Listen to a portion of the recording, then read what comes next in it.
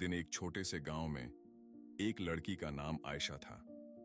आयशा एक खूबसूरत और समझदार लड़की थी, मगर उसमें एक खास बात थी।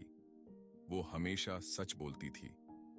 गांव के बच्चे कभी कभार उसका मजाक उड़ाते कि वो हमेशा सच क्यों बोलती है, क्योंकि अक्सर सच बोलना मुश्किल होता है।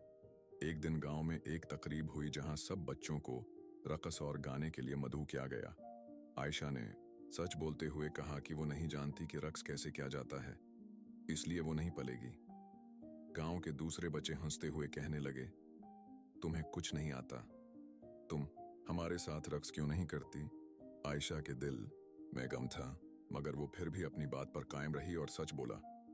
उसकी ईमानतदारी और सच्चाई को देखकर गांव की एक बुजुर्ग खातून ने उससे कहा, आयशा, तुम्हारी सच्चाई तुम्हें हमेशा कामयाब बनाएगी, कभी भी सच से पीछे मत हटना। आयशा ने उस दिन सीखा कि सच बोलना हमेशा सही होता है, चाहे उसमें कुछ भी मुश्किल हो। उसने अपनी जिंदगी में सच्चाई को अपनाया और हमेशा उसकी रहनुमाई की।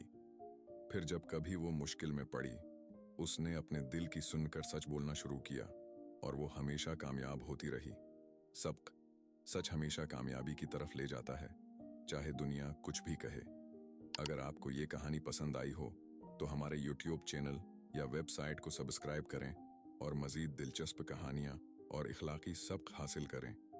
बच्चों के लिए मज़ीद कहानियाँ और तालीमी मवाद देखने के लिए हमारे साथ जुड़ें।